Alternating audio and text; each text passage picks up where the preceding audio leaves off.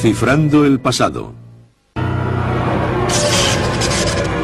Se le ha llamado por muchos nombres. El sin ley. La bestia. El gran mentiroso. Pero la mayoría lo conoce como el anticristo. Es el peor personaje de la historia humana. Ni siquiera Hitler y Stalin son comparables a él. Es el porqué de una visión apocalíptica de salvación y sacrificio compartida por millones de personas. El 40 o 50% de los estadounidenses dice que ellos creen en los elementos claves del final de los tiempos, que incluyen la llegada del anticristo. Es la figura central en la profecía más popular del mundo, el día del juicio final, y algunos dicen que conocen su personalidad. Si quieres encontrar al anticristo, busca a alguien muy atractivo, muy formado y brillante, alguien que conozca muchos idiomas. Sobre todo, representa una paradoja. El anticristo es el puro mal, pero hay colectivos que esperan su llegada. El anticristo va a ser agente de destrucción, de muerte o de catástrofe mundial. Y aún así, en las comunidades que creen en el apocalipsis, nada se aguarda con más esperanza y júbilo: la llegada del anticristo. Sea hecho o ficción, su papel es claro. El anticristo es el emisario humano de Satanás en la tierra. Y algunos dicen que las señales de su trabajo y presencia están entre nosotros. Creo que el anticristo está ahora muy vivo en alguna parte de Europa. Si lee la Biblia y ve las noticias, se dará cuenta de que coinciden. Es absolutamente increíble. Listos o no, vendrá. Pero, ¿quién es él? ¿El anticristo o un engaño de masas?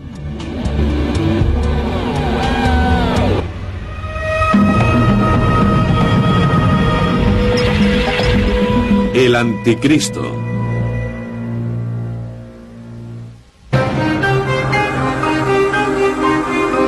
El fin del mundo. Para muchos de nosotros es sobrecogedor. Algo que esperamos esté fuera de nuestro horizonte, más allá del alcance de nuestras vidas. Para otros el fin puede ser más concreto.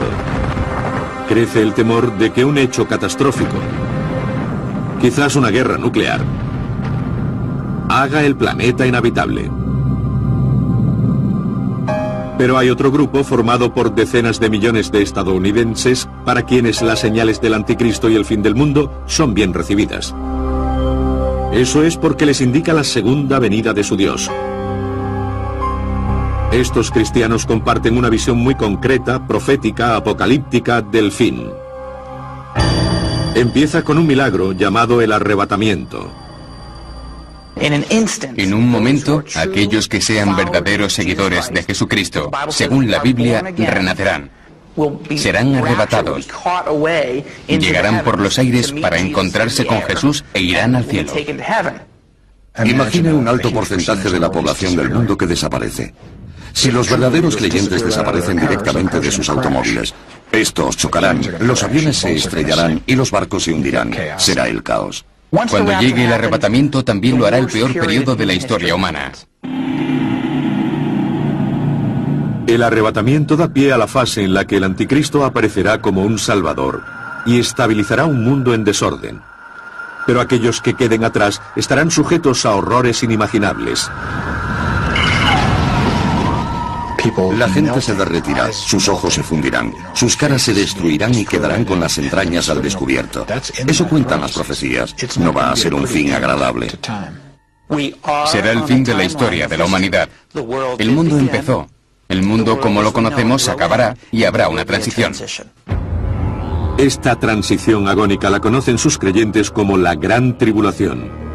Forma parte de un sistema de interpretación bíblica llamada el dispensacionalismo, favorecido por algunos evangélicos y fundamentalistas. Según este sistema, habrá un periodo de 7 años que culminará con el sufrimiento indecible que traerá consigo el antagonista de Cristo, el anticristo.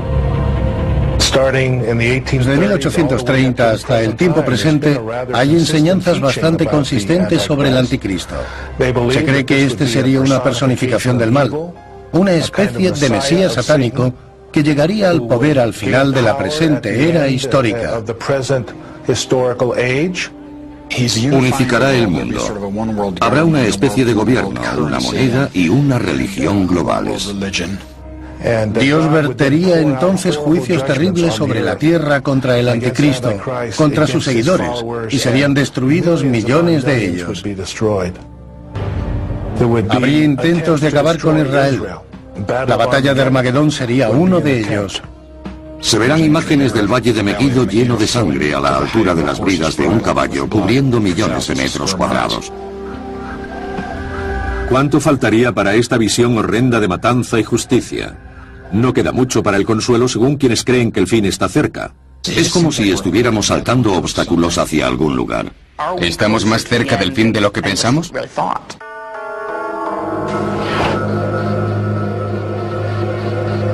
¿Tales horribles profecías son ciertas o quizás solo en parte?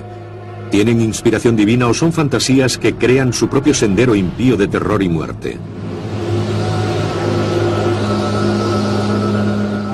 ¿Verdadero o falso? Las raíces del anticristo se remontan a los primeros textos de la religión. La noción cristiana del anticristo parte de escrituras basadas en textos asirios y acadios, de la zona del actual Irak, que por entonces era Babilonia. La gran historia habla de Tiamat, la maligna y poderosa serpiente de las profundidades. Como Satanás, Tiamat se rebela contra los dioses más poderosos, pero es derrotado por Marduk, el dios protector de la ciudad de Babilonia. Después de matar a Tiamat, Marduk crea el universo a partir de trozos de su cuerpo, un todo bueno hecho de partes malignas. De ahí parte la creación del orden, el principio de la civilización.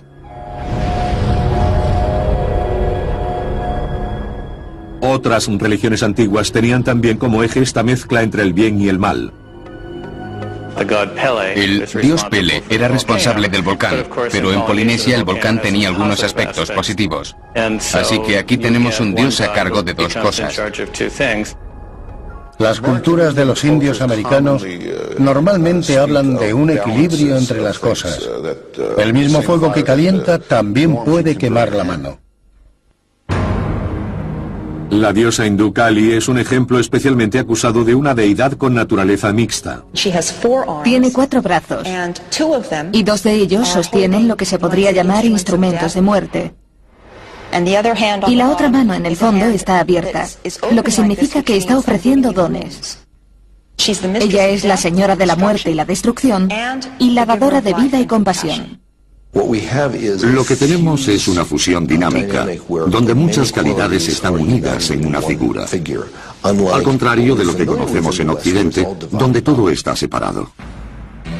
Algunos estudiosos creen que fue la transición al monoteísmo lo que polarizó el bien y el mal. Según un punto de vista, elementos importantes de este cambio ocurrieron alrededor del 600 a.C. en el actual Irán, con una nueva religión llamada zoroastrismo. Y que un día llevaría a Dios contra Satán, el Cristo y el anticristo que encontramos en la cristiandad. Dividió el mundo en el bien y el mal, como un enorme combate de boxeo cósmico.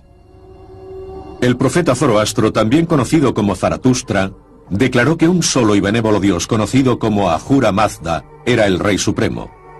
En cuanto uno establezca que hay pura bondad, pura luz, ¿dónde estará la oscuridad? Porque no desaparecerá. Según Zoroastro, había otra fuerza en el universo. Él articuló las fuerzas malignas dentro del mundo como Angra Mainyu. Y a Angra Mainyu se le atribuyen todas las criaturas molestas del mundo que nos traen plagas y epidemias. ¿Podría ser Angra Mainyu el precursor del anticristo? Los estudiosos señalan que Zoroastro estableció un final de los tiempos similar a lo que aparecería en la cristiandad. Sería una última confrontación entre el bien y el mal. Esta batalla sobrenatural del fin de los tiempos es el drama central del anticristo. Hay una distinción que es bastante novedosa, donde viene esta noción de que todo lo bueno sea asociado con Dios y todo lo malo con el diablo. Algunos estudiosos creen que el zoroastrismo influyó en el judaísmo y finalmente en el cristianismo. Después de la caída de Jerusalén ante los babilonios en el 586 a.C., miles de judíos fueron deportados a Mesopotamia. Cuando los persas conquistaron Babilonia en el 539, los judíos desterrados entraron en contacto con las nuevas religiones. La bestia, el dragón del caos, el traidor. Tales eran las metáforas que las sociedades antiguas usaban para referirse al maligno. O eran manifestaciones literales de la figura del mal. De cualquier modo, ellos sentaron las bases para un nuevo arquetipo de mal en el final de los tiempos. Un anticristo que los creyentes pronto encontrarían acechando en las páginas del libro de Daniel. Pero este texto se refiere realmente al anticristo o a una figura histórica que pisó la tierra hace más de 2000 años. El Apocalipsis. La palabra conjura imágenes del fin del mundo. El caos. La destrucción masiva. Un catastrófico enfrentamiento final entre Cristo y el anticristo. Pero tales asociaciones son sorprendentemente diferentes del significado griego original de Apocalipsis, que es sencillamente revelar. Con ello queremos decir que revela los planes de Dios para el fin de nuestro mundo, para castigar al malo y premiar al justo. Muchos textos apocalípticos fueron escritos entre el siglo II a.C. y el segundo de nuestra era, durante un periodo de persecución de los judíos y después de los cristianos. Algunos han formado parte de la Biblia. Para demostrar la existencia del anticristo, los creyentes en la profecía vuelven a menudo a la Biblia hebrea y a los textos apocalípticos del libro de Daniel. La palabra anticristo nunca aparece en el libro de Daniel, pero se refiere a un príncipe despótico que vendrá en una época turbulenta. El mundo vivirá momentos duros y estará buscando a un líder elocuente que pueda unirlo bajo el estandarte de la paz y la seguridad. Traerá la prosperidad al mundo. Él quiere que afecte a las economías del mundo de una manera positiva. Y afianzará la alianza para muchos durante una semana. Daniel 9:27. Una semana bíblica, según los creyentes, equivale a 7 años nuestros. Lo que dispara el periodo de 7 años de la Gran Tribulación es el acuerdo que el anticristo negocia con Israel. Es un tratado de paz para 7 años. Y a la mitad de la semana hará cesar el sacrificio y la oblación. Daniel 9:27. 3 años y medio después, él romperá ese tratado. Y del Dios de los dioses dirá cosas increíbles. Daniel 11:36. Su principal rasgo es el orgullo. Él se cree mejor que Dios, cree que es superior a Dios y que merece ser entronizado. ¿Pero el libro de Daniel es verdaderamente profético sobre el anticristo y el final de los tiempos? O como indican muchos historiadores, hay algo más detrás de estas referencias a un gobernante despótico que usurpa el orden divino. Según algunos eruditos, el libro de Daniel fue escrito entre el 167 y el 164 a.C., durante la persecución de los judíos bajo el emperador sirio Antíoco IV. Estos especialistas creen que las menciones en las que otros ven al anticristo están referidas a este déspota sirio. Al hacerse con Jerusalén, Antíoco IV empieza a tomar ciertas medidas para intentar fortalecer su poder sobre la población hebrea de Judea. A medida que aumenta la resistencia contra él, se proclama Dios y ordena el culto a su persona en el templo de Jerusalén. Los seleucidas helenos habían controlado Judea de modo intermitente tras la división del imperio de Alejandro Magno a su muerte en el 323 a.C. Fuertemente influenciado por la cultura griega, Antíoco llegó al poder en el 175 con la intención de helenizar a los judíos.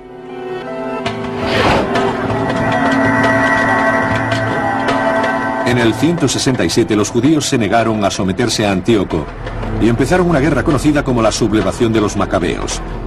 Era un momento perfecto para empezar a expresarse con literatura apocalíptica, porque se puede ocultar lo que uno está diciendo bajo los símbolos, y al mismo tiempo, las personas que lo leían en aquel tiempo sabían de quién se hablaba al referirse al rey maligno.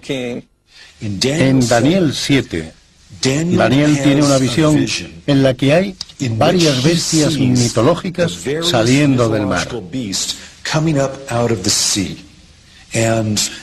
Representan los diversos imperios que habían afligido a Judea. La bestia no es más que otro nombre para el anticristo. Una tradición que empieza aquí, en el libro de Daniel. Seguía yo mirando en la visión nocturna y vi la cuarta bestia, terrible, espantosa, sobremanera fuerte. Daniel 7:7. Pero esta bestia, según muchos estudiosos, es metafórica, una velada referencia a los opresores inmediatos de los judíos. Tiene dientes de hierro, lo que significa que se identifica con los griegos, porque siempre simbolizaron el hierro en el mundo antiguo. Tiene 10 cuernos, representan la sucesión de monarcas en el imperio sirio de los Seleucidas. Estando yo contemplando los cuernos, vi que salía de entre ellos otro cuerno pequeño, y este otro tenía ojos como de hombre, y una boca que hablaba con gran arrogancia. Daniel 7:8. Este es Antíoco IV, presentado como un jactancioso, como un pequeño cuerno y como sujeto de la destrucción divina. En la visión de Daniel, Dios interviene. Estuve mirando a la bestia hasta que la mataron y su cuerpo fue destrozado y arrojado al fuego.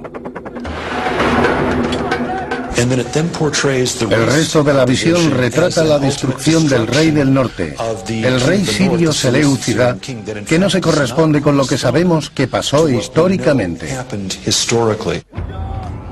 Judas Macabeo venció a Antíoco. Pero es aquí donde lo narrado por Daniel diverge de la historia.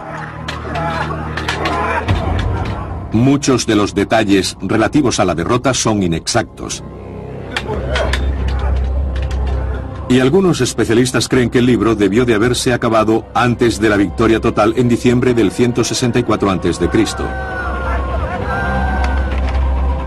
Sin embargo, señalan que el libro de Daniel cumple las funciones tradicionales de un texto así. Tenemos las 3 ideas principales. Primero, un retrato de la persecución según esta comunidad. Segundo, una promesa de que los responsables de la persecución serían castigados. Y tercero, que habría una exaltación de aquellos que permanecieran fieles. Los defensores de la profecía rebaten esta lectura histórica de Daniel. Centenares de profecías del Antiguo Testamento, anunciadoras de la venida de Jesús, hecho niño en Belén, se cumplieron literalmente. Luego, ¿por qué esas y algunas del Antiguo Testamento sobre la segunda venida y el anticristo no podrían cumplirse? Pero los eruditos afirman que la profecía no es el centro de la literatura apocalíptica. La literatura apocalíptica no se escribe realmente para predecir el futuro. Eso puede parecer algo terrible. Las personas leían los textos apocalípticos para intentar entender su situación presente, porque las cosas no iban bien para los justos. ¿El libro de Daniel es historia o profecía? ¿Es el estímulo para los judíos oprimidos del siglo II a.C. o el trabajo de un visionario sobre el fin del mundo? El debate es típico de la controversia acerca de muchos de los textos apocalípticos de la Biblia. Y en ninguna está tan viva como la que afecta al Apocalipsis del Nuevo Testamento.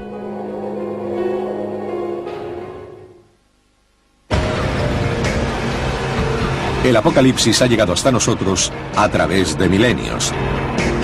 Un texto asociado a imágenes de bestias marinas y monstruos de 7 cabezas. En el Apocalipsis de Juan hay bestias, números místicos y varias criaturas fantásticas. Está lleno de sueños y visiones. Como en el libro de Daniel, la palabra anticristo no aparece en el Apocalipsis. De hecho, el anticristo solo se menciona 5 veces en toda la Biblia. En 2 epístolas tradicionalmente atribuidas al apóstol San Juan, probablemente escritas por sus discípulos. Pero para los seguidores de la profecía, el Apocalipsis representa la comunicación más poderosa de Dios acerca del anticristo y el fin de los tiempos. Como en el libro de Daniel, alguna de sus imágenes más fuertes tiene que ver con una bestia. Una cuya identidad real, según los creyentes, es el anticristo. Dios se lee una boca que profiere palabras llenas de arrogancia y de blasfemia. Apocalipsis 13:5. Él va a ser carismático, bien parecido, persuasivo, espiritual, profundo y llenará a todos de esperanza. Y le fue concedida autoridad sobre toda tribu, pueblo, lengua y nación. Apocalipsis 13:7. Ciertamente el mundo lo aclamará, lo honrará y respetará, y al final lo adorará. Y que nadie pudiese comprar o vender salvo el que tuviera la marca, el nombre de la bestia o el número de su nombre 666. Apocalipsis 13:17-18. Él va a exigirles a las personas que reciban ese número. Yo pienso que es un prefijo que se agrega a su número individual. Por ejemplo, al número de la seguridad social. Mientras los creyentes ven al anticristo en estos pasajes, muchos estudiosos defienden que esa revelación no es tanto del futuro como del pasado, y solo puede entenderse en su contexto histórico. Se cree que el Apocalipsis, el último libro del Nuevo Testamento cristiano, fue escrito en el siglo I, durante el reinado del emperador romano Domiciano. Ya no se trata de los judíos, sino de la comunidad de cristianos que es perseguida por el Imperio Romano. Si pasaba algo en la sociedad, por ejemplo un terremoto, una hambruna o un fracaso económico, era muy fácil para alguien culpar a los cristianos. Veían al anticristo en cualquier faceta de la cultura. Veían que les decía, para servir en el ejército romano hay que rendir culto a la estatua del emperador. Entre tanto, la liberación no llegaba. Textos del Nuevo Testamento, como las epístolas a los tesalonicenses, anunciaban que Cristo volvería en vida de los lectores del siglo I. Esas profecías no se cumplieron. Han pasado 2 generaciones desde la muerte de Jesús y el fin no ha llegado. El anticristo ayuda a explicar por qué. Aún hay fuerzas demoníacas actuando. En este contexto de perplejidad y dudas sobre la segunda venida de Jesús, San Juan escribe el Apocalipsis hacia el año 95.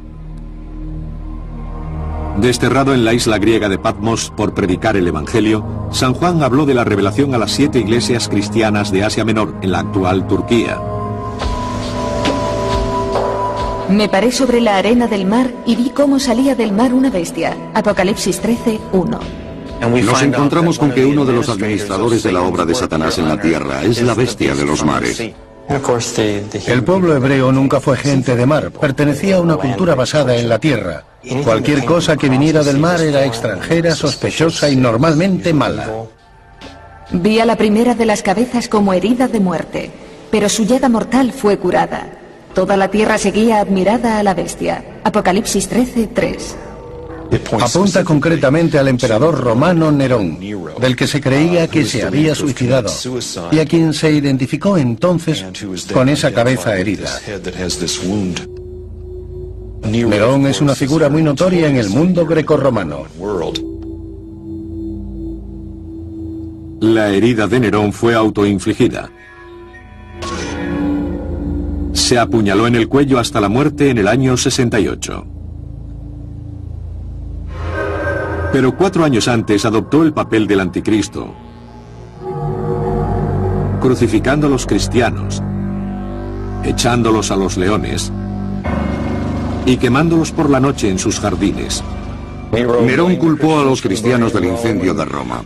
Los ató a maderos clavados en el suelo, vertió aceite sobre ellos y los usó como antorchas. Tan poderoso y horrible era Nerón que algunos creyeron que resucitaría de entre los muertos, como Cristo.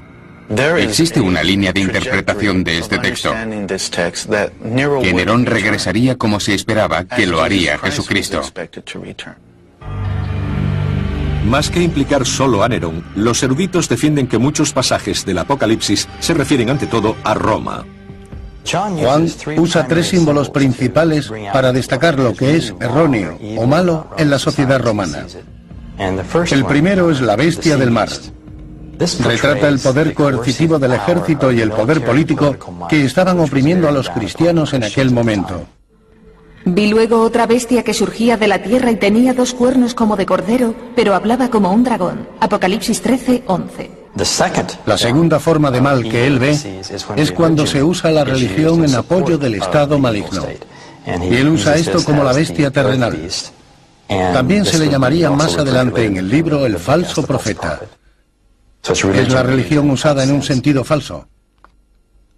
Si le piden ir a la plaza del pueblo, poner incienso sobre un altar y decir salve al dios César, pero no cree que César sea un dios, entonces tiene un problema.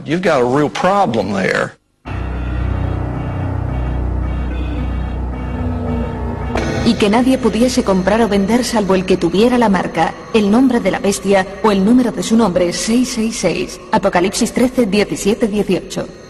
La tercera forma de mal sería la seducción económica que obviamente puede ejercer un tremendo poder coercitivo sobre el pueblo. Sin estar de acuerdo con Roma no se podía comprar ni vender. En algunos documentos oficiales habría lemas imperiales que eran necesarios para comerciar en la antigüedad.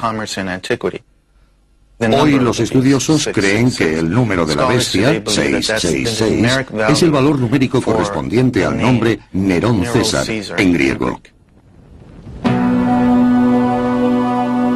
Es posible leer el Apocalipsis como alegato contra el poder romano, o más proféticamente como la evidencia de un próximo anticristo. Pero ¿hay otra manera de interpretar este texto? Pienso que la revelación podría entenderse como una presentación del profundo contraste simbólico entre el bien y el mal dentro de nosotros. Este tipo de símbolos viven y nos piden cuestionarnos cómo se hallan el bien y el mal en nuestras propias actividades. Lo que sí nos dice es que a menudo en la historia las personas buenas sufren cosas malas. Pero la fe dice que el bien acaba triunfando. Aparentemente no sin innumerables victorias del mal. Desde la Edad Media, persecuciones y cruzadas contra el anticristo llevarían a la matanza de incontables inocentes.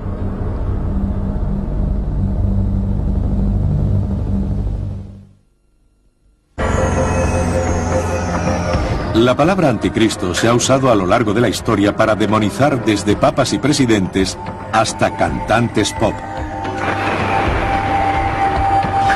Ha sido un grito de llamada y una sentencia de muerte, levantando pasiones mortales y divinas. Y aún así el anticristo, quizás la palabra con más significado del léxico cristiano, se esconde en la Biblia, donde aparece solo unas pocas veces en pasajes menores.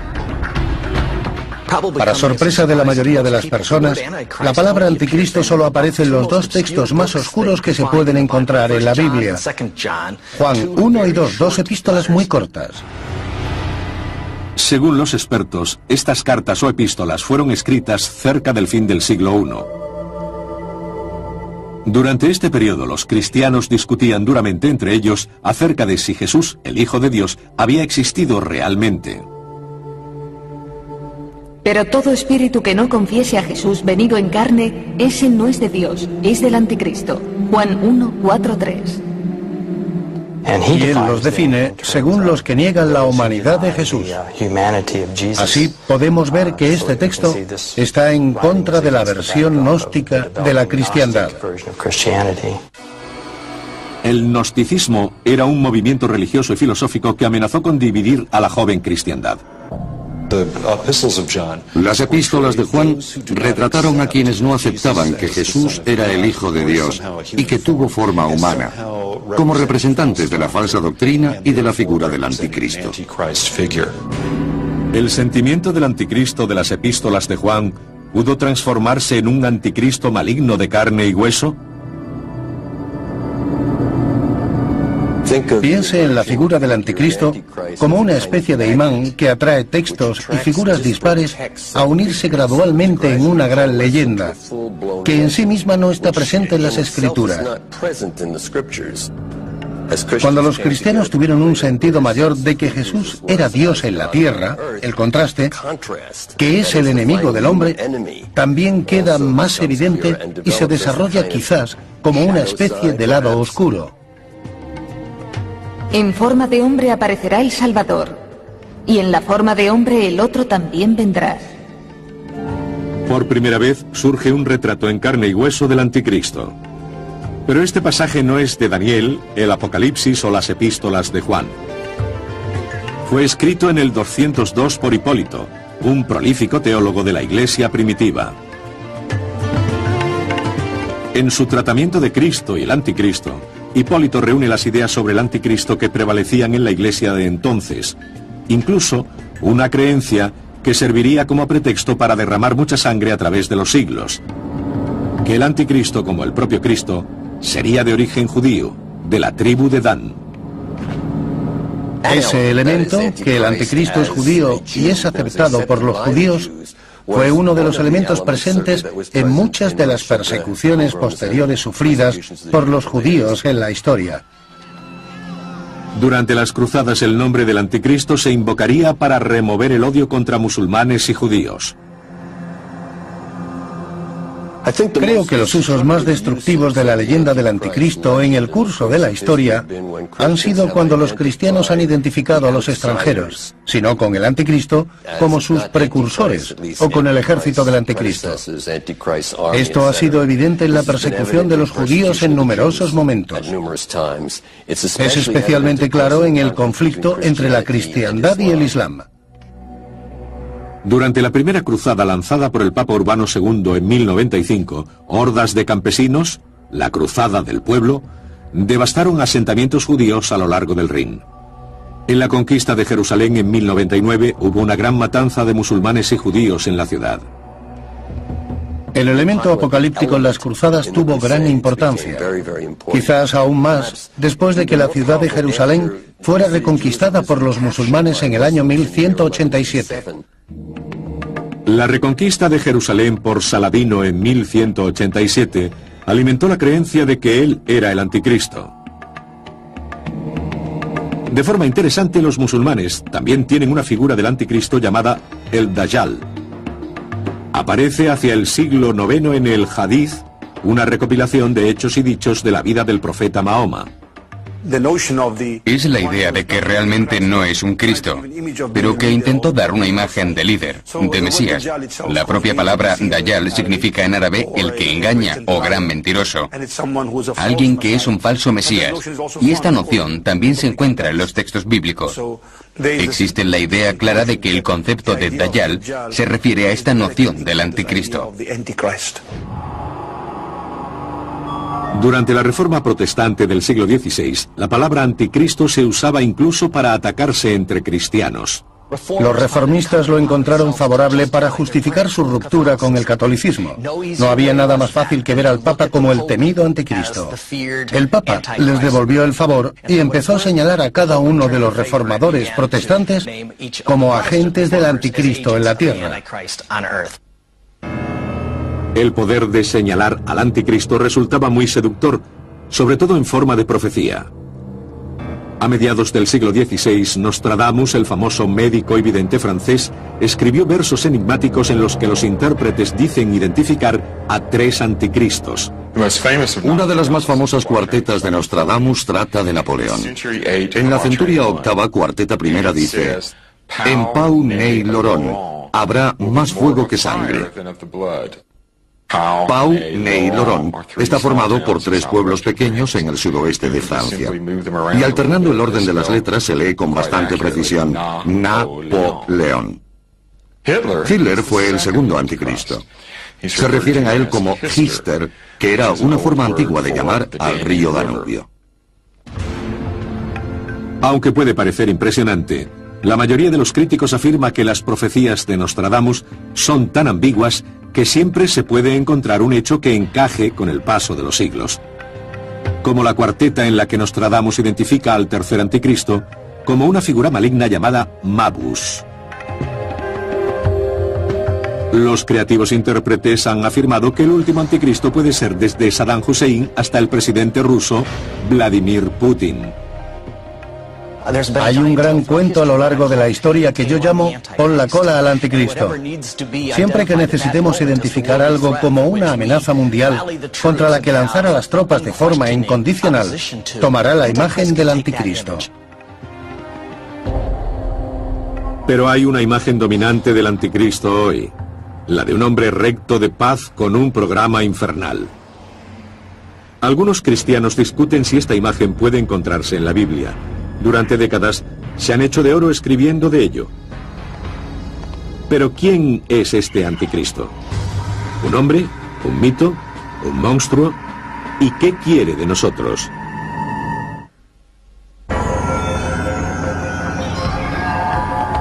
La historia del anticristo ha crecido libro a libro, siglo tras siglo.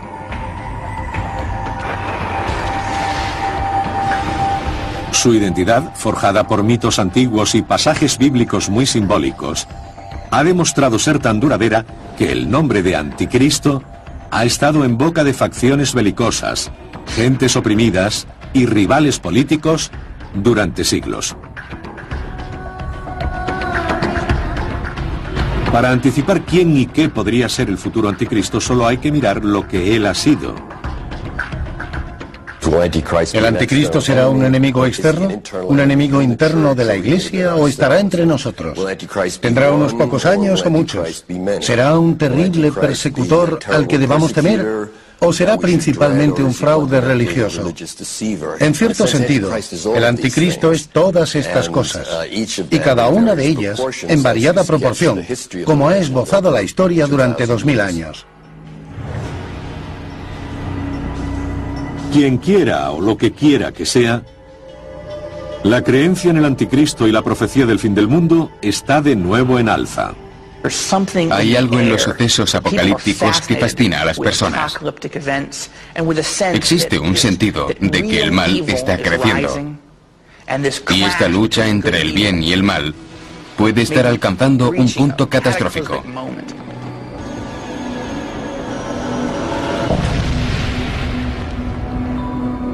Aunque siempre ha sido conocido y temido en los círculos apocalípticos, los medios de comunicación le han dado al anticristo una fama sin precedentes.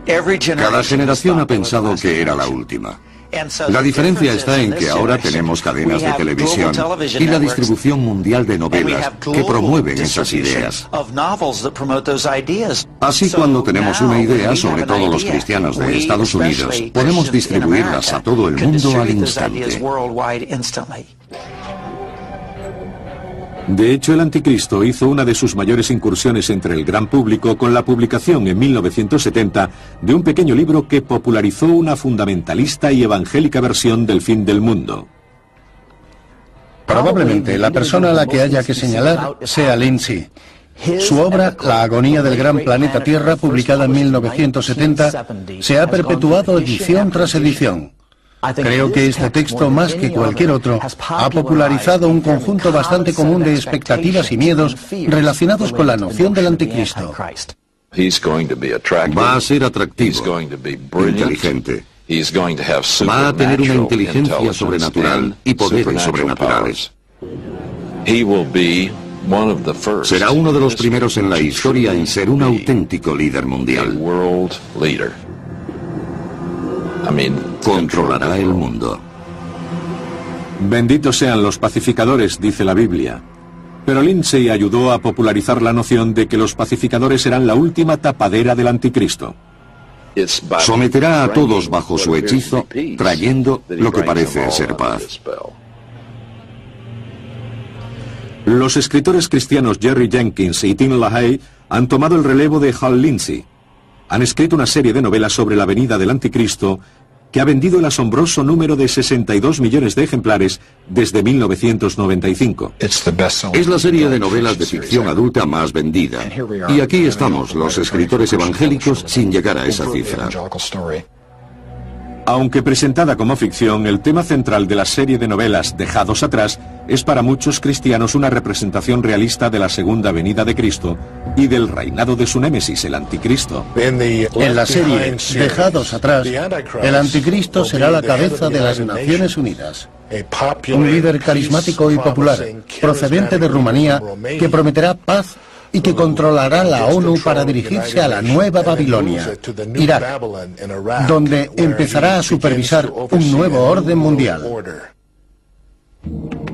Al margen de aspectos como las Naciones Unidas y Rumanía, la serie Dejados atrás está en sincronía con una visión ampliamente compartida del Anticristo y su misión. Él va a usar toda la oratoria moderna. Todos nos queremos, todo el mundo es bueno, todos estamos de acuerdo, seamos todos uno, y la gente corriente va a mirarlo y dirá, este es un gran tipo. El Anticristo sería artífice de un tratado de paz en Oriente Próximo, y los judíos se regocijarían, reconstruirían su templo en Jerusalén, vivirían un resurgimiento de la hegemonía judía y habría seguridad y paz en Oriente Próximo. Llegado a ese punto, según el dispensacionalismo, exactamente a los 3 años y medio de su reinado, el Anticristo mostraría sus colmillos. Ya no pretenderá ser una buena persona, puesto que gobernará el mundo con mano férrea. Entrará en el nuevo templo de Jerusalén proclamándose Dios y pedirá adoración. Llevará la muerte a todos aquellos que se nieguen a reconocerlo. Recibirá su marca, la marca de la bestia, en la frente o las manos. Permitirá un horrible holocausto sobre ellos. Lo que los dispensacionalistas modernos dicen es que será la peor persecución en la historia del pueblo judío. Jesús, cuando vuelve, viene a rescatarnos, porque si no llegara en el momento justo en el que va a venir, no quedaría nadie vivo. Será la segunda venida de Cristo, al final de esta tribulación, cuando el Anticristo será abatido. Sus fuerzas sufrirán la derrota.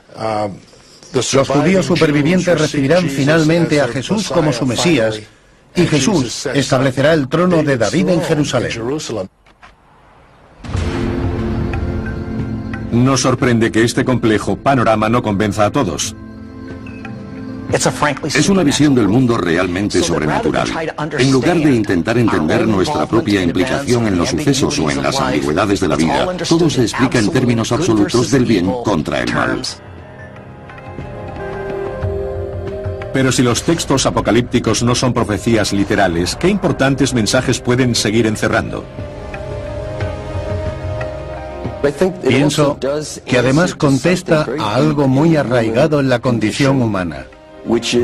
El intento de dar sentido a nuestra historia y a encontrarnos en el lado del bien, en medio de tanto conflicto.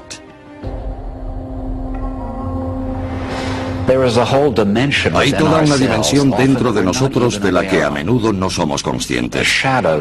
Un lado sombrío que está lleno de ira, venganza y toda clase de motivos oscuros que odiamos reconocer. Y pienso que siempre está presente la pregunta, ¿dónde está el Anticristo en mí? ¿Cuál es el mal dentro de mí?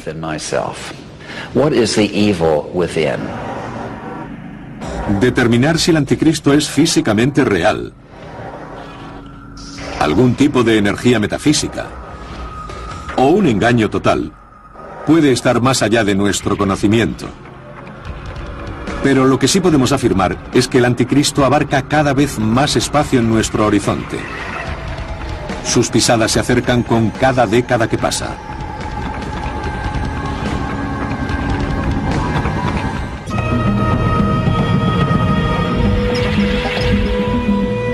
El Anticristo, hora cero. El anticristo ha encabezado las listas de los más buscados durante los 2 últimos milenios. Los creyentes de la profecía nunca han dejado de buscarle. Es el oponente maligno de Cristo, el representante de Satán en la tierra en forma humana, que llega al final de los tiempos. Se le teme, pero a la vez se le da la bienvenida. La llegada del anticristo se ve con esperanza porque implica el fin del mundo. Y esto a su vez supone la unión con Jesucristo y la perfección de la humanidad. Si se hace una lectura literal del Nuevo Testamento como la que hacen los fundamentalistas conservadores, el orden sería primero la aparición del anticristo y después de 7 años de reinado, Cristo regresará y lo derrotará. Entonces empezarán miles de años de bienestar sobre la tierra. Los creyentes en las profecías temen que la gran tribulación, los 7 años del reinado del anticristo, culminen con un periodo de castigos impensables para la humanidad. Se desatará una guerra tremenda que traerá el fin del mundo y causará la desaparición de millones de personas. Mucho peor que la Segunda Guerra Mundial. Esta acabará con muchos más. En poco tiempo, la mitad de la población mundial habrá desaparecido. Así no es extraño que algunos cristianos hayan estado siguiendo la pista de esta figura demoníaca a lo largo de la historia. Los creyentes han construido un perfil utilizando claves extraídas de la Biblia, principalmente del libro de Daniel en el Antiguo Testamento y el Apocalipsis en el Nuevo Testamento. Este cuerno tenía ojos como de hombre y una boca que hablaba con gran arrogancia. Daniel 7:8. El libro de Daniel predice incluso que este hombre tendrá la habilidad de hechizar con la oratoria. Hipnotizará al mundo a través de su fascinante forma de hablar. Y le fue concedida autoridad sobre toda tribu, pueblo, lengua y nación. Apocalipsis 13:7. Será una figura política que traerá paz al principio. También será una figura eclesiástica porque sustituirá a las religiones del mundo por la suya. La venida del inicuo irá acompañada del poder de Satanás, de todo género de milagros, señales y prodigios engañosos. Tesalonicenses 2:9. El anticristo leerá las escrituras, las citará y hará señales, maravillas y milagros. Para los creyentes en las profecías, el anticristo es un criminal acusado de antemano por su delito. De acuerdo con los eruditos, ha sido buscado especialmente en Estados Unidos. Algunos piensan que esta preocupación está basada en el miedo. El anticristo es una figura que ha representado el miedo a un mundo en cambio.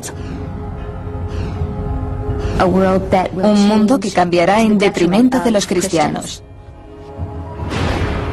Pocos sucesos históricos han cambiado al mundo como el descubrimiento del Nuevo Mundo.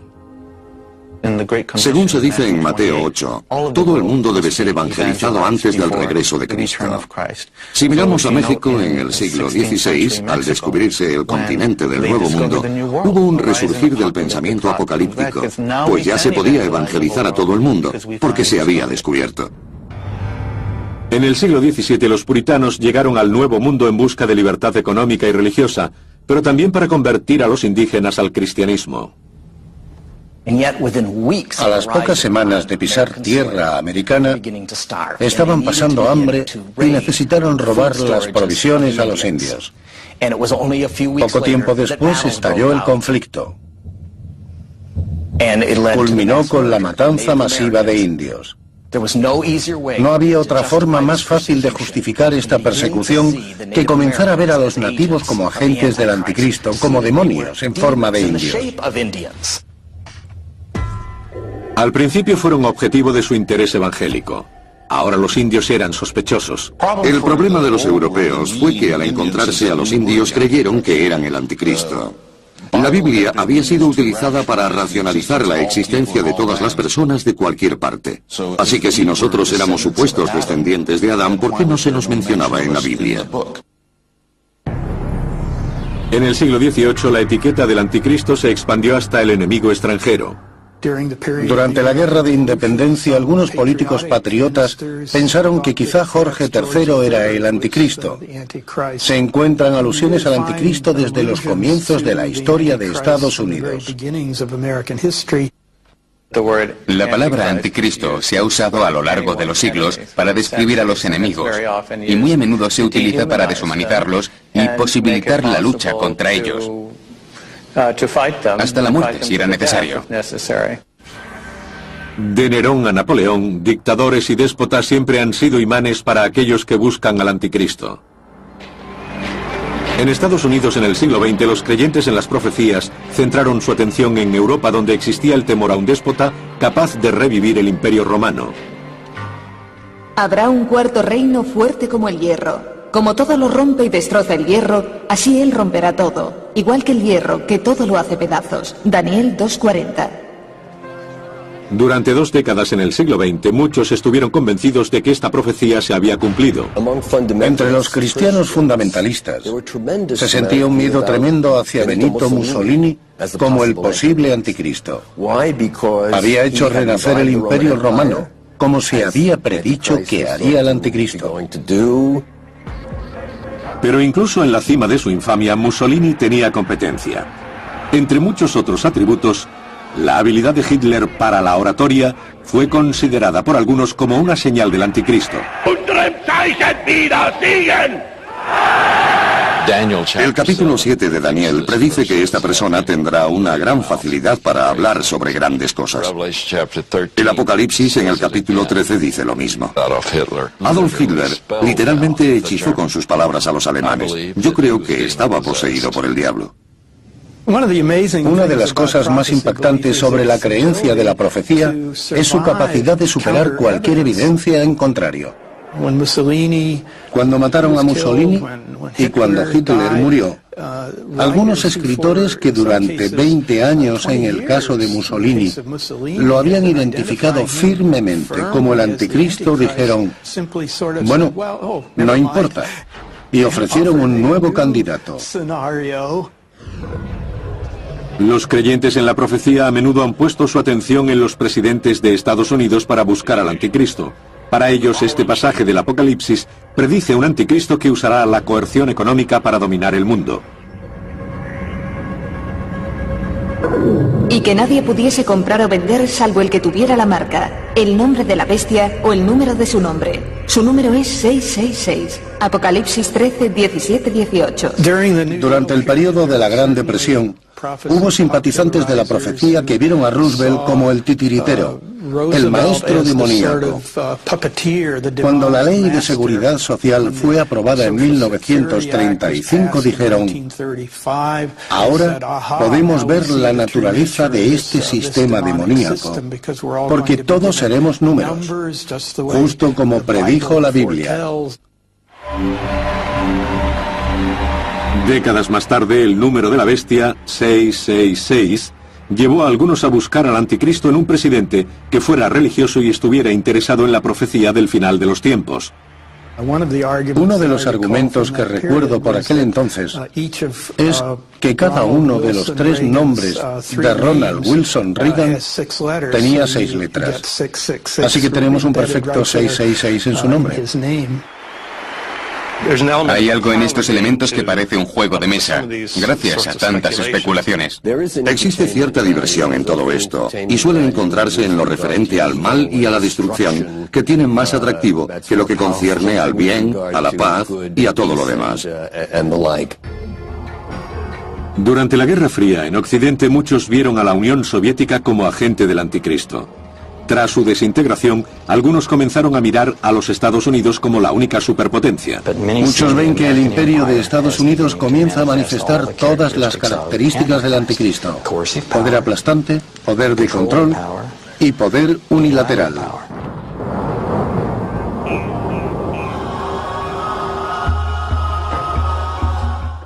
La mayor parte de la Iglesia no vive en Estados Unidos, así que cabría decir que muchos cristianos se encuentran oprimidos por el imperio americano.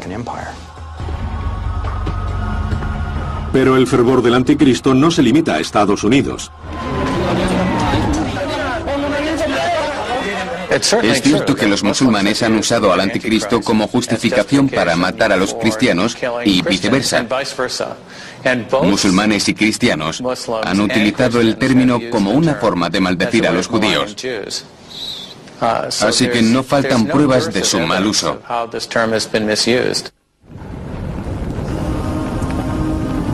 Aunque la etiqueta de anticristo ha sido aplicada muchas veces a los poderosos y a quienes no lo eran, a emperadores y a sus imperios,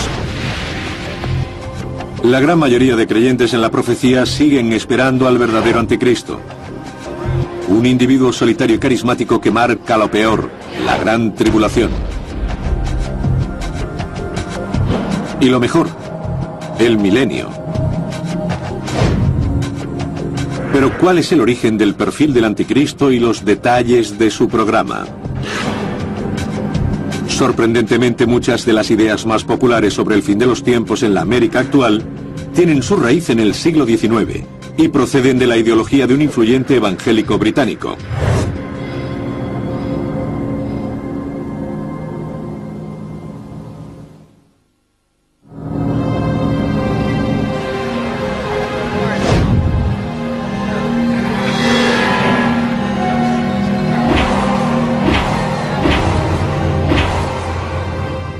Los creyentes se desvanecen en el aire. Un anticristo seductor promete la paz, pero persigue a quienes no lo siguen y provoca la Tercera Guerra Mundial.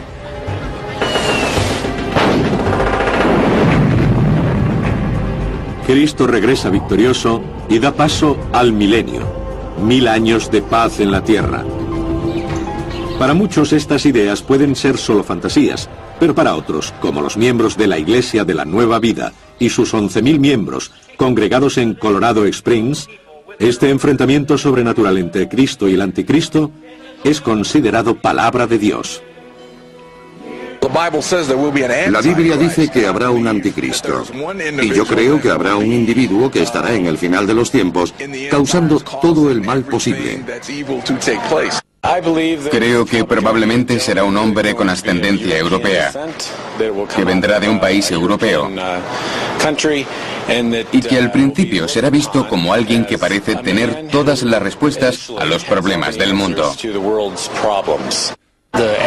El anticristo es el principal oponente del Señor Jesús, pero al final será destruido y vencido.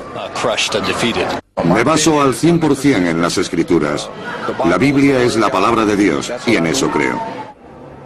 Miembros de la Iglesia de la Nueva Vida vienen a escuchar al pastor Ted Haggard predicar la obra de Cristo.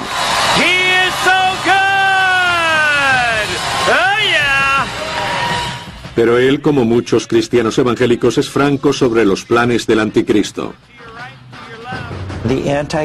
El espíritu del anticristo se encarnará en un cuerpo, y ese día será cuando el mundo viva momentos difíciles.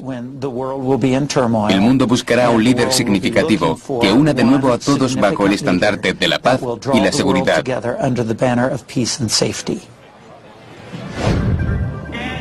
El punto de vista del pastor Haggard es el de un heterodoxo cristiano. Además de ser el fundador de la Iglesia de la Nueva Vida, encabeza la Asociación Nacional de Evangélicos, formada por 45.000 templos con 30 millones de miembros. La evangélica es una de las iglesias cristianas con más rápido crecimiento del país. La emoción del sistema profético, que habla sobre el arrebatamiento, el anticristo, la gran tribulación y la batalla de Armagedón, tiene el poder emocional de que un ministro liberal que se despierte un domingo diga: quiero que todos contacten con su congresista para que apoye la ley 4075, porque así vamos a ayudar a este grupo que lo necesita. Tiene ese apasionante poder.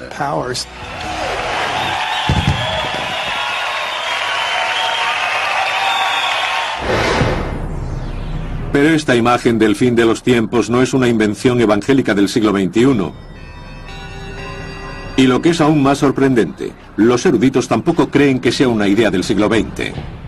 Viene de la predicación evangélica y protestante del siglo XIX y principios del XX, las cuales relacionaban un número de escenas separadas del Nuevo Testamento, obteniendo un mito nuevo sobre el fin de los tiempos.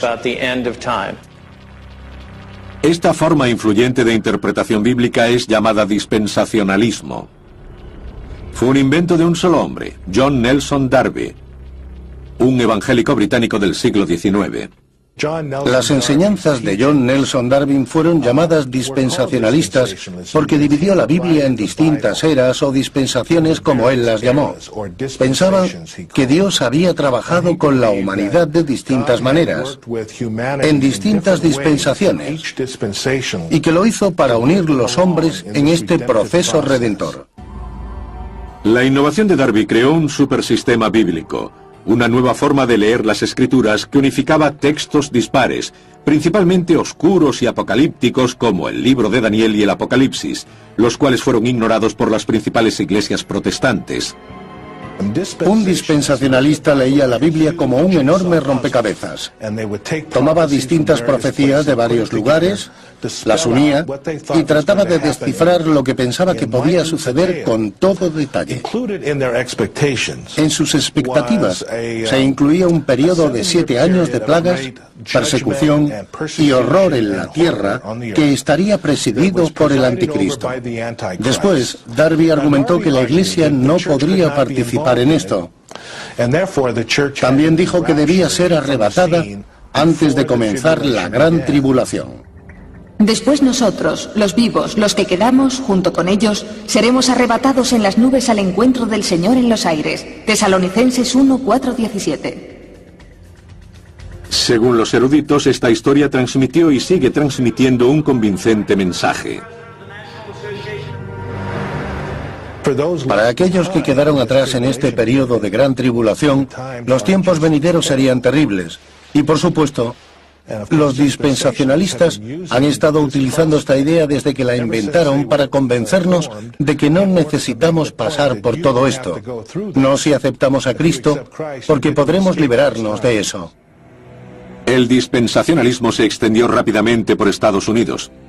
Entre 1880 y 1940 había literalmente docenas de estas instituciones bíblicas por todo el país.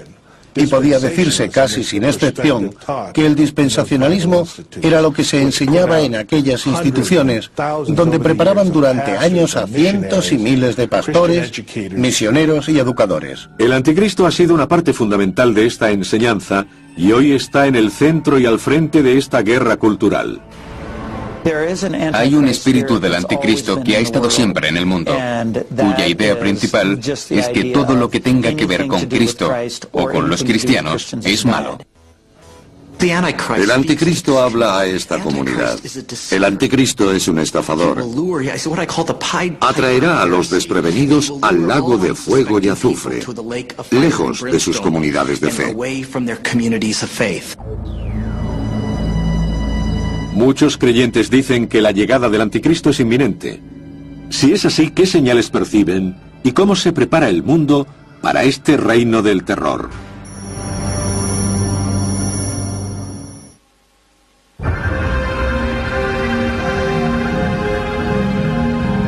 Para los creyentes, el anticristo es una figura real. Un individuo satánico que vendrá un día a sembrar la confusión. Para ellos, la llegada del anticristo puede estar en las noticias del día. Da la sensación de que los iniciados en este vocabulario, en esta visión del mundo, saben más sobre lo que está pasando que los periodistas y los expertos. Si por un lado lee la Biblia y por otro los periódicos, coincide. Para los creyentes hay muchas señales de que la llegada del anticristo está próxima. Según el especialista Paul Boyer, una señal puede ser la percepción del crecimiento del mal. Hay maldad incluso en Estados Unidos. La tierra que en el pasado fue vista como elegida por Dios, ahora es considerada por muchos creyentes en la profecía proclive al Armagedón, con todos estos asuntos del matrimonio gay, el aborto y la pornografía. En los últimos días sobrevendrán tiempos difíciles. Los hombres malos y seductores irán de mal en peor, engañando y siendo engañados. Timoteo 2, 3, 1, 13. El estado del mal, de las equivocaciones, del terror y del pecado parece estar multiplicándose. Muchos ven los avances de la tecnología y el control gubernamental como posibles indicios de la llegada del anticristo. Hoy hay una tendencia mucho mayor a hablar en términos de un sistema mundial que está creciendo. Una especie de sistema mundial integrado política, económica y culturalmente. Las Naciones Unidas, la Organización Mundial del Comercio, la televisión global o el dinero de plástico, las tarjetas de crédito, es visto por los simpatizantes de la profecía como la creación de un sistema de control global, del cual se aprovechará el anticristo. Y le fue concedida autoridad sobre toda tribu, pueblo, lengua y nación. Apocalipsis 13:7. No queremos darles a las autoridades internacionales poder global sobre todas las naciones del mundo. Y una de las razones es porque sabemos que en algún lugar estará el anticristo tratando de utilizar todas esas intuiciones para perseguir a personas de todas las religiones, especialmente cristianos. Algunos sospechan de la Unión Europea y de las Naciones Unidas. Lo precipitaría que una institución como las Naciones Unidas tomara control soberano sobre otras naciones. Podría ser un cataclismo global. Por supuesto, estamos alerta porque los evangélicos somos nacionalistas. Pero quizás sea el miedo económico donde los creyentes en la profecía vean la mayoría de las señales de un mundo propicio para el anticristo. Y que nadie pudiese comprar o vender salvo el que tuviera la marca, el nombre de la bestia o el número de su nombre. Su número es 666. Apocalipsis 13:17-18. Los seguidores de la profecía han visto siempre este pasaje del Apocalipsis como la predicción de una economía mundial única dominada por el anticristo. Este miedo cobró fuerza durante el último siglo por la creciente complejidad de la economía. Las cadenas de grandes almacenes eran parte del régimen del anticristo en los años 20 y 30. Parece extraño hoy porque no las consideramos una gran amenaza, pero entonces el pequeño comerciante perdía dinero por culpa de estas grandes cadenas. Cuanto más usamos la tecnología al comprar y vender, mayor es el miedo al inminente abuso del anticristo. La gente puede utilizar la tecnología del código de barras para manipular el poder del Estado y negar a otros sus libertades civiles, o usar el poder del Estado para negar a la gente su libertad de credo o de expresión, o bien la libertad de comprar cualquier artículo sin que nadie se inmiscuya. Los avances en seguimiento e identificación por medios informáticos se ven también como herramientas del anticristo. Cuando una persona jura lealtad al diablo, probablemente se le da un chip insertado en la mano o en la frente. Este chip lleva el prefijo 666, el cual identifica su número personal para que pueda comprar, vender u obtener un empleo. Los estudiosos buscan en el pasado el significado de este número misterioso del diablo. Piensan que el 666 es el valor numérico para el nombre Nerón César en griego. Si no estabas de acuerdo con Roma, no podías comprar ni vender y te perjudicaba económicamente. Es interesante ver cómo el aspecto de gran hermano en el anticristo está también presente en la cultura islámica. Aunque los musulmanes no representen a sus figuras religiosas, el equivalente islámico del anticristo es el Dajjal, descrito como un hombre bajo, gordo y con un solo ojo. Parece haber cierto énfasis acerca del ojo único. Algunas personas dicen que podría ser una referencia a la televisión, al ordenador, internet o algo así. Y aunque de alguna forma esto parece inverosímil, el hecho de que sea algo tan expandido e influyente, aparentemente bueno, pero sospechoso, hace que se entrevea la presencia del Dajjal. Un anticristo que expande una red de control mundial. La Unión Europea, la tecnología del código de barras y el número de la bestia, todas herramientas de su dominio absoluto. Que veamos estas ideas como productos del miedo y la fantasía, o como predicciones exactas, depende de nuestras creencias. Pero indudablemente la profecía brinda a los creyentes una idea, una forma de interpretar este mundo caótico y cambiante. El hombre siente una gran emoción al descubrir la verdadera naturaleza de los sucesos del mundo. Esto le da una faceta cósmica a todas nuestras preocupaciones intangibles. Si queremos pensarlo así, los sucesos mundiales son movidos como marionetas por Satán contra Dios, Cristo y Anticristo.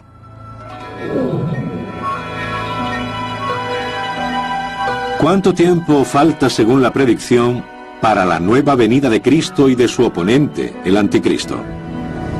¿Es la creación del Estado de Israel en 1948 el mejor indicio del final de los tiempos? Y si la cuenta atrás ha comenzado, ¿cuánto nos queda?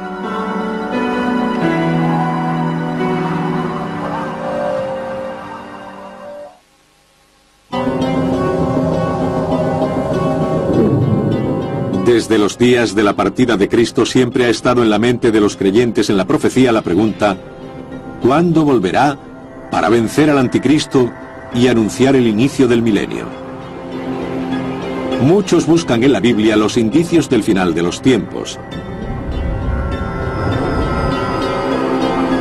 Un pensamiento profético ha venido a dominar sus cálculos.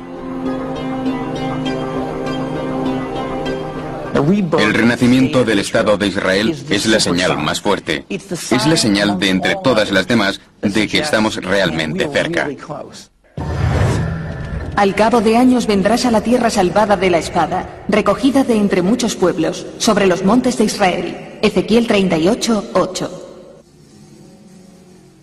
Desde el principio de su doctrina, en 1830, los dispensacionalistas han predicho la refundación del Estado de Israel. Aprended la parábola de la higuera. Cuando sus ramas están tiernas y brotan las hojas, conocéis que el estío está cerca. Mateo 24:32. Dios muestra claramente que la higuera es su pueblo, Israel. Dice, cuando la higuera tenga nuevas hojas. Eso es lo que le sucedió a Israel en 1948.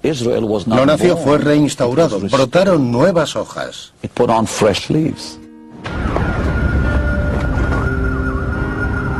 Para muchos, el renacimiento de Israel en 1948 marcó el comienzo de la cuenta atrás para la llegada del Anticristo, la segunda venida y el fin del mundo como lo conocemos.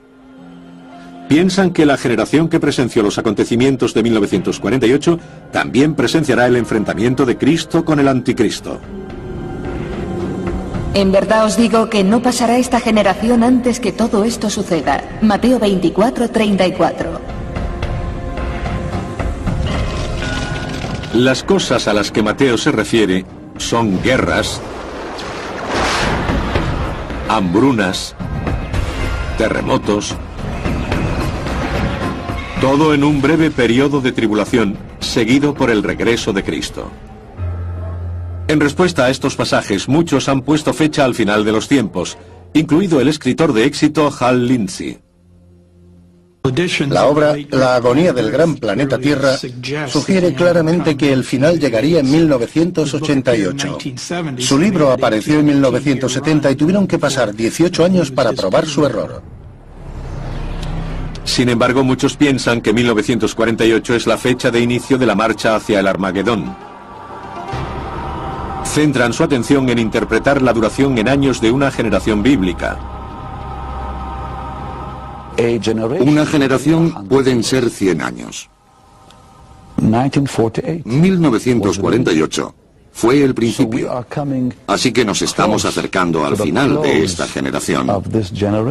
Y no falta tanto. Pero aunque alguno de estos argumentos sea inquietante, Hal Lindsey y Benny Hinn representan solo una parte de la tradición de creyentes en la cercanía del fin de los tiempos.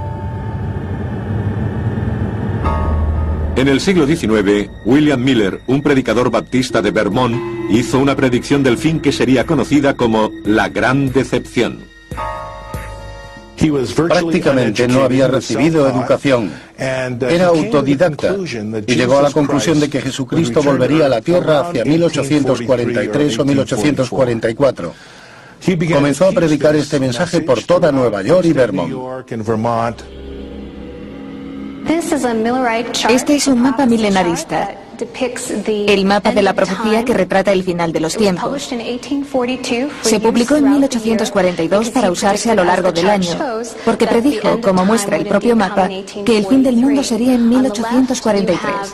En la izquierda están las imágenes y el texto del libro de Daniel, y en la derecha las imágenes y el texto del Apocalipsis. Cuando 1843 pasó sin que el mundo terminase, Miller recalculó y se justificó diciendo que no había contado la transición de la era precristiana a la actual. Finalmente, hizo sus cálculos usando lo que llamó aritmética milenarista. Decía que Jesús regresaría el 22 de octubre de 1844. Para entonces, los milenaristas abandonaron todo. Renunciaron a sus empleos, dejaron de cultivar los campos y pagaron todas sus deudas. El fracaso de esta segunda profecía fue conocido como la Gran Decepción, por la angustia que los creyentes sintieron al darse cuenta de que el milenio no estaba próximo. Sin embargo, el interés por la profecía siguió en alza. En la última mitad del siglo XX, cualquier cambio en Oriente Próximo podía inspirar el pensamiento milenarista. Recuerdo estar jugando un día de verano en junio de 1967, cuando mi madre salió por la puerta y me dijo: hijo, este es el fin, prepárate porque Jesús puede llegar en cualquier momento. Era durante la Guerra de los 6 días y su interpretación del Apocalipsis fue que esta guerra representaba la recuperación israelí de la ciudad vieja de Jerusalén. Era la última condición para el regreso de Jesús. El significado de Israel para los creyentes en la profecía no es solo un asunto de fe, también tiene implicaciones políticas. Hoy hay un gran número de escritores proféticos que están tratando de conformar la política de Estados Unidos en asuntos muy concretos referentes a Israel.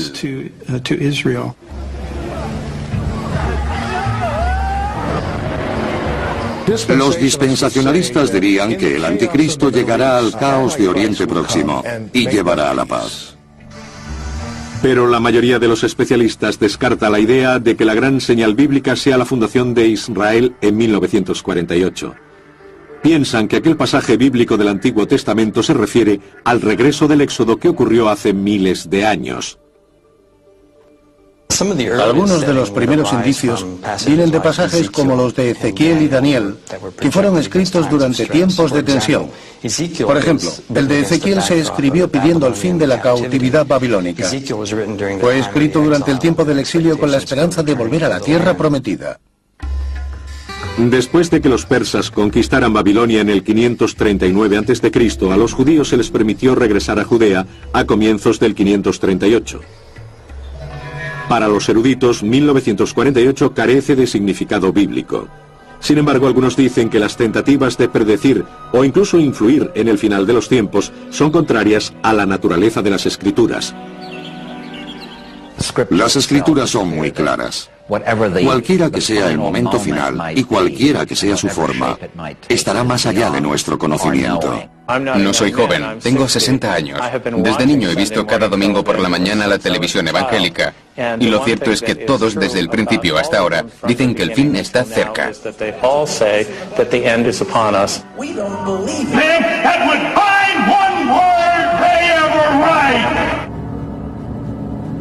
Pero si el mundo como lo conocemos hoy es devastado por el anticristo, trayendo la batalla de Armagedón y terribles juicios de Dios, ¿quién podrá salvarse de esta situación? ¿Y quién podrá escapar de tan brutal castigo?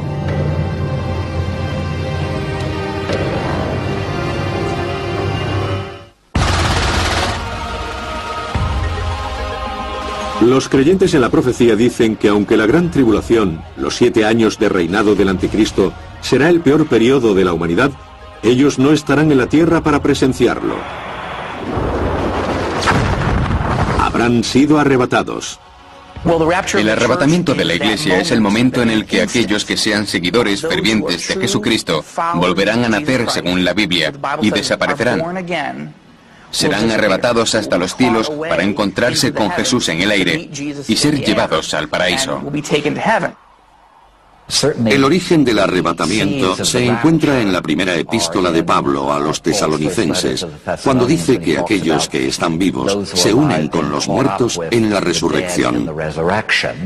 Pero Pablo no describe ningún Armagedón, lo cual creo que es parte de toda una noción popular de ese momento. Una vez que la Iglesia haya desaparecido, llegará el Anticristo. El Anticristo firmará un tratado de paz con Israel que durará 7 años. A los 3 años y medio romperá ese tratado y ocupará el templo judío, proclamándose a sí mismo Dios. Hará cesar el sacrificio y la oblación, y habrá en el santuario una abominación desoladora. Daniel 9:27. Seguramente el mundo lo acogerá, honrará y respetará, y al final lo adorará. Y adoraron a la bestia diciendo: ¿quién como la bestia? ¿Quién podrá guerrear contra ella? Apocalipsis 13:4. De acuerdo con los creyentes, el anticristo, aunque tenga la apariencia de pacificador, será por naturaleza un perseguidor. Este hombre de paz será como Stalin, que vino a mejorar la vida de los soviéticos y mató entre 20 y 40 millones de ellos. Pero de acuerdo con esta descripción dispensacionalista, ¿quiénes serán los perseguidos por el anticristo? Los perseguidos serán, desde un punto de vista evangélico, aquellos que no hicieron ningún compromiso personal con Cristo, aquellos que no lo aceptaron. Algunos ven en ello un elemento de venganza. Si pensamos en nosotros como los fieles, podremos sentirnos más fieles y seguros, viendo qué cosas terribles le sucederán a otros. Porque habrá entonces una tan gran tribulación cual no la hubo hasta ahora. Mateo 24:21. El Anticristo dará muerte a todos aquellos que se nieguen a reconocerlo. Para entonces, todos los cristianos se habrán ido, habrán sido arrebatados. Así que perseguirá a los judíos que hayan creído en Jesucristo tras el arrebatamiento. Habrá un terrible holocausto para ellos. Lo que los dispensacionalistas dicen es que será la peor persecución en la historia del pueblo judío. Dios dejará caer terribles castigos sobre la tierra contra el anticristo y sus seguidores. Hambrunas, terremotos, guerras, epidemias. Todo tipo de castigos divinos que exterminarán a una tercera parte de la población. Es imposible imaginar algo peor. Hay quienes señalan que este terrible escenario está dirigido a que los judíos reciban un brutal castigo. Según esta visión del mundo, los judíos están realmente en aprietos. El anticristo los perseguirá, y a excepción de un pequeño grupo que aceptará al Mesías, todos morirán a manos de Cristo cuando regrese. Así que el papel de los judíos y la actitud hacia ellos en este sistema de creencias es muy importante. Y también extremadamente alarmante. De acuerdo con los creyentes, al final el anticristo lanzará a sus ejércitos contra los oponentes en la batalla final del Valle de Megiddo en Israel. El anticristo, en la batalla de Armagedón, hará una coalición de las 4 esquinas del mundo, con todos los reyes de la tierra que marcharán con sus tropas hacia el Valle de Megiddo. Todos los ejércitos estarán preparados para defender al mundo de cualquier otra fe, que no sea la del anticristo. El emisario de Satán ha llegado a su destino. Se alza para exterminar los últimos vestigios de resistencia y asumir el poder absoluto sobre la tierra. Pero en la hora 11ª, Cristo regresará para librar su batalla final. ¿Por qué Dios espera hasta el momento más desesperante para enviar a su Hijo en nuestra ayuda? Los creyentes dicen que el momento de la llegada de Cristo ha sido preconcebido, que su regreso coincide con nuestro momento más débil para oponernos al mal. Después de la dramática descripción del Apocalipsis, la batalla llega a su fin. Cristo exterminará al anticristo y a sus seguidores con la verdad, con la palabra de Dios. Sus palabras exactas se desconocen, pero de acuerdo con los creyentes estas no son una metáfora. Mucha sangre será derramada. Hay una imagen del Valle de Megiddo donde la sangre llega hasta la brida de un caballo y abarcando miles de kilómetros. El anticristo y el mal son barridos de este fantástico escenario. Pero algunos creen que esta interpretación de la Biblia es muy simplista. La verdadera fe siempre dejará lugar a la duda. Todo esto puede parecer muy extraño, y en concreto a esta rama de cristianos evangélicos no les gustará escucharlo. Lo que quieren es el entendimiento fácil, estar seguros de todo al 100%. Pero creo que esa es una esperanza inocente que en sí misma ya es una especie de anticristo. Otros dicen que el papel del anticristo incluso podría ser constructivo más que destructivo. Solo debemos mirarnos a nosotros mismos en lugar de a otros para juzgar el mal. Este era el mensaje de San Agustín, uno de los primeros padres de la Iglesia en el siglo V. Cuando Agustín predica a su congregación sobre el anticristo, dice que todos debemos cuestionarnos si somos el anticristo. Si pretendemos ser buenos cristianos, pero no lo somos, y realmente actuamos en contra del sentido de Cristo y su mensaje. Los grandes maestros cristianos han insistido en que siempre debemos explorar cuánto compartimos con el espíritu del anticristo. Ese es el verdadero significado de esta leyenda. La controversia acerca de la naturaleza del anticristo, si es un agente externo del fin de los días o una representación de la lucha interna entre el bien y el mal, es tan antigua como el origen de la idea y no puede resolverse. Lo que está claro es que el anticristo, temido por unos e ignorado por otros, es otra vez una figura creciente y misteriosa en la conciencia del mundo.